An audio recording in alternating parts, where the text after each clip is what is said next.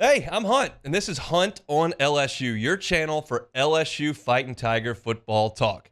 Enjoy the video. We want you to leave a comment below, hit that like button, and subscribe right below the video. Enjoy. Let's talk some football. A couple of weeks ago, I asked you what you had seen out of practice that we hadn't gotten out there yet. I'm assuming at this point there's been a couple more availabilities. Have you been able to see some practice thus far? Tomorrow will be my first day out. Yeah, I'm looking forward to see him. I mean, look, I see all the video and stuff like that. It's just one of those things. Mike Scarborough, he handles that during the week a lot of times, and then he wants his Saturday off, so he sends me in. I understand that very well. Where are your eyes going first? Man, first thing first. How about center? DJ Okay. Chester. I want to see how he's handling. I mean, he's the one guy stepping up in a new role, and man, that's such an important position because that offensive line is going to have to be a strength of the team. The tackles are about as good as you can get, but you got to get some interior blocking for that running game. And then we'll switch to the other side of the ball. Can you get a batted ball in the air? It's like every time the LSU put out a video of, I think, Ashton Stamps breaking up a pass from Ricky Collins, and everybody's applauding it like, oh, my God, I haven't seen that in a year. So we'll do that. How about center and DB? Corey Raymond saves the day. Let's talk about that offensive line a little bit. Considering what Brad Davis inherited when he got here at an awkward time, albeit, to what that group is now, what can you say about that transformation? Man, remember in 2021 when the offensive line was so bad, Yes. and people were half people wanted to just run Brad Davis out of town, and I think the other half were like, well, this isn't really his offensive line he's built. He really just got here. Well, I think people are glad they were patient now.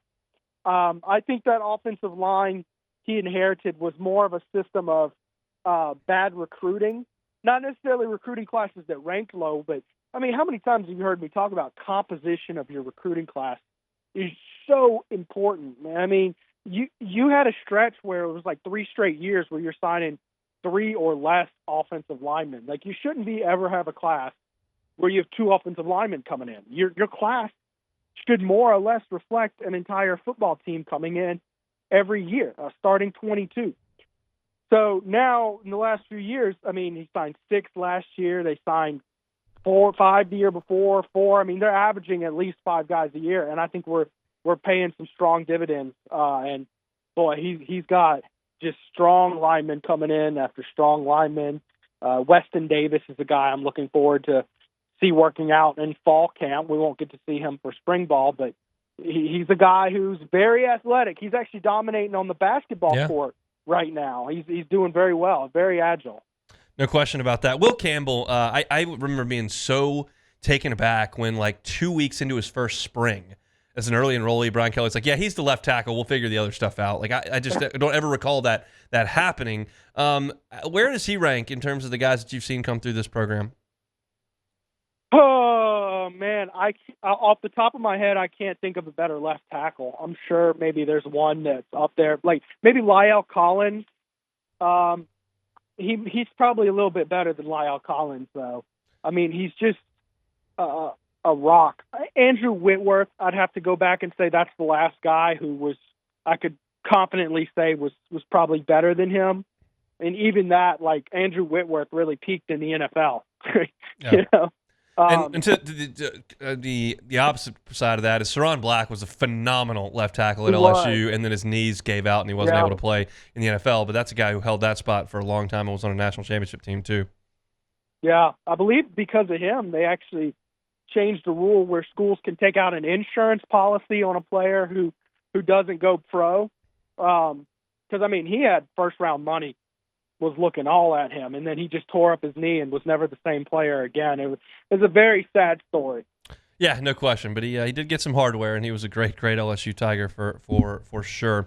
Does the offensive line's play change because of the style of the quarterback going from Jaden Daniels to Garrett Nussmeier?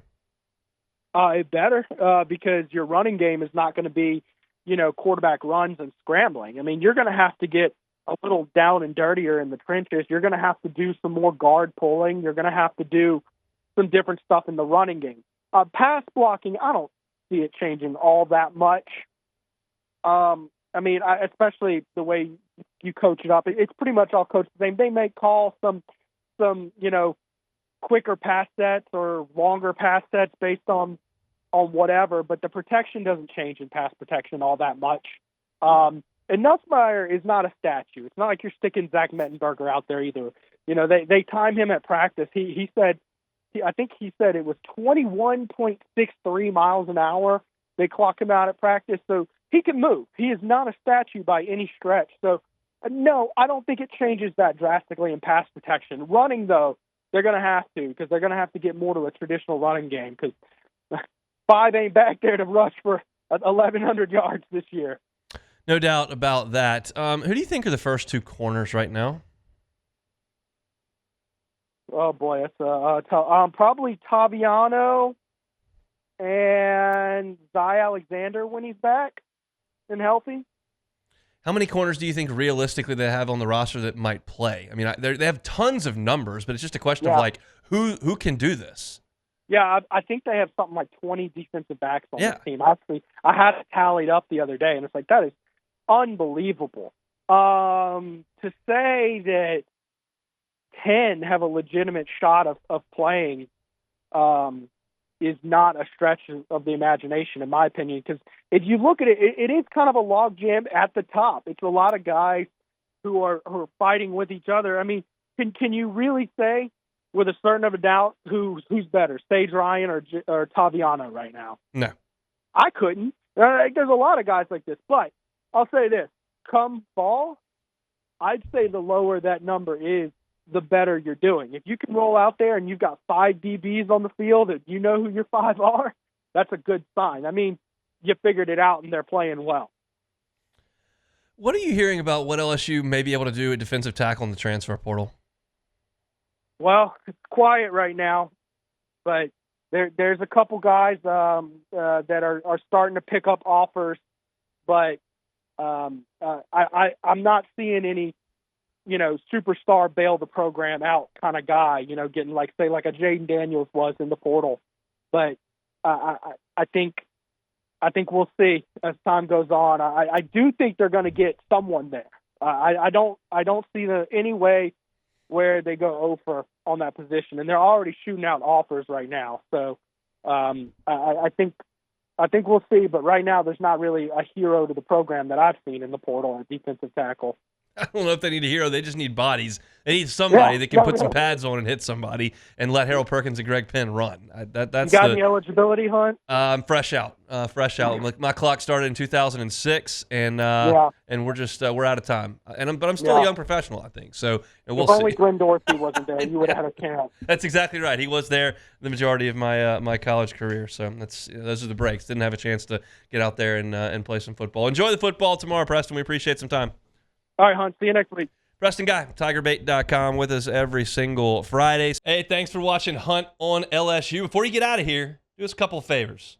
Hit that like button, leave your comments below, and subscribe to the channel for all your Fighting Tiger football talk. See you next time.